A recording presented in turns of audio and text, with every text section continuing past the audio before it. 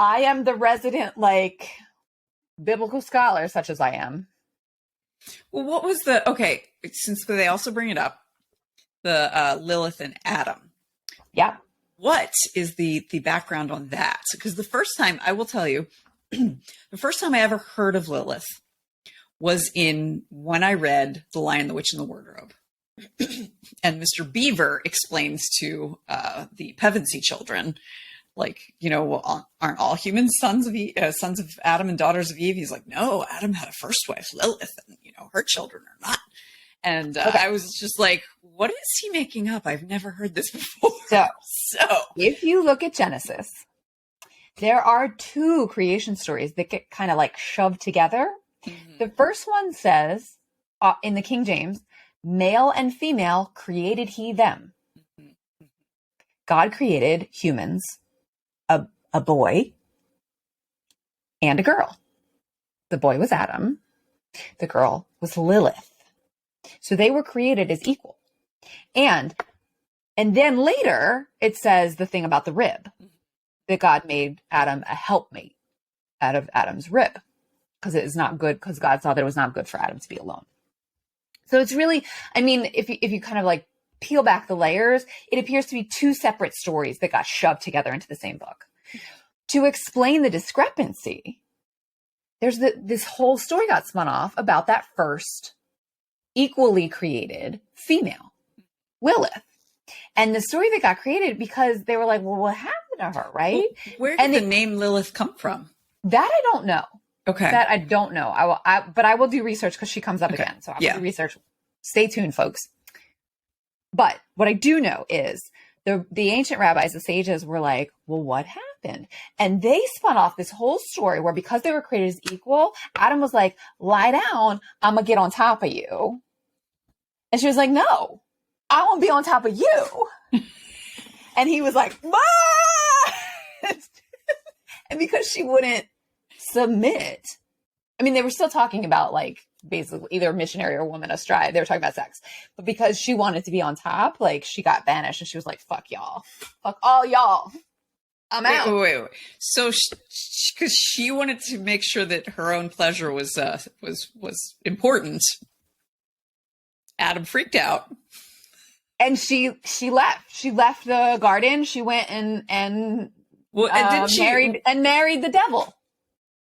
Okay. But the what were the things that Eve was talking about in this episode about, like, that Adam would, be like, oh, Lilith, she something conquered the beasts or something. Oh, well, there's this whole story. Well, because she goes off and she becomes the consort to the devil, like, she has this whole, like, mythology around her. Okay, of power, but I don't know, like, those specific things didn't ring any bells for me. Okay. Now, the other question I have for you then is the way that it's written in this show is that Eve didn't understand sex until Lucifer tempted her, is the way that they've written it. I think it's more that she didn't understand pleasure. Her own. Okay. I mean, which is in line with the way that the rabbis understood the argument between Lilith and Adam. Because Adam wanted her to be on top. Yeah. Well, because Lilith was like, no. Eve does say when Eve was made, she was like, yeah, okay. I'll lie down.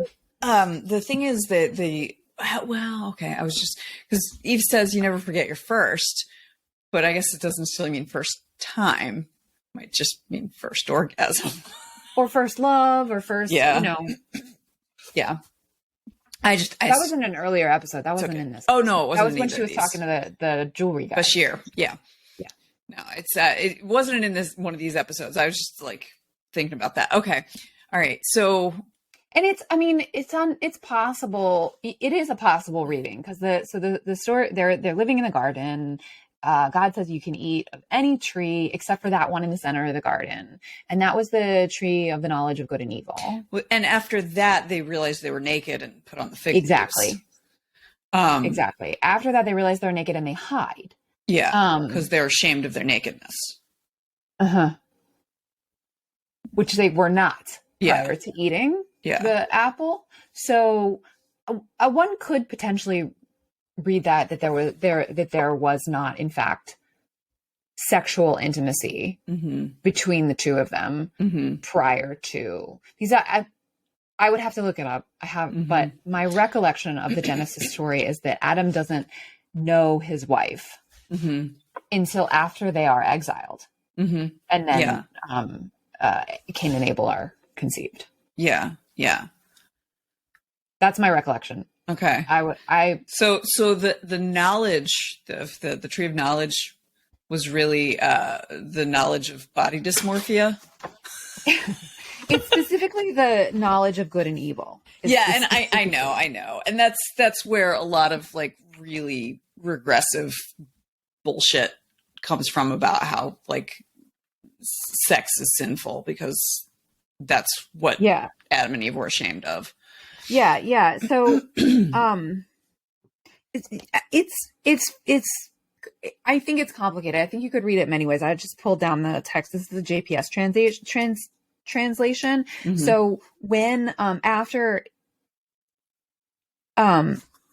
so Eve is named, Chaya is named, because she was the mother of all living, but that was before, like that happens at 3:20, but then that's before they've been cast out. And at 3:22, Genesis 3:22, Adonai says, now the man, that is Adam, has become like one of us, knowing good and bad. What if he should stretch out his hand and take also from the tree of life and live forever?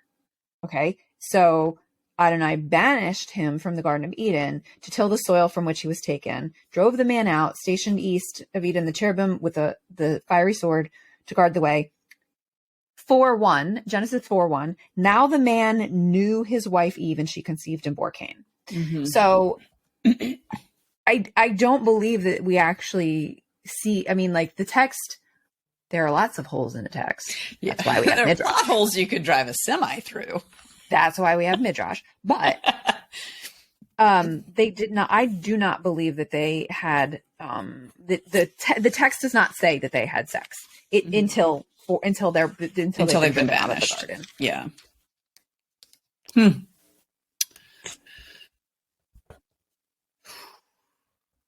That's a mess of an origin story.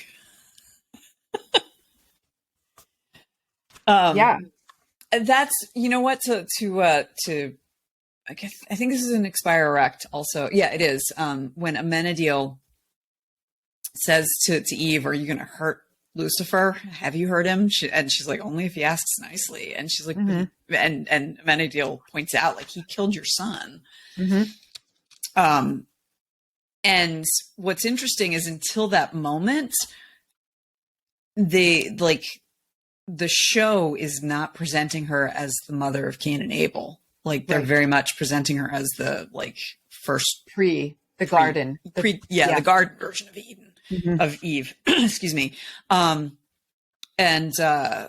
her explanation seems interesting and also very cold. Like she calls Abel her sweet child, and that Charlotte Richard reminded her of Abel, and that Cain only got what was coming to him.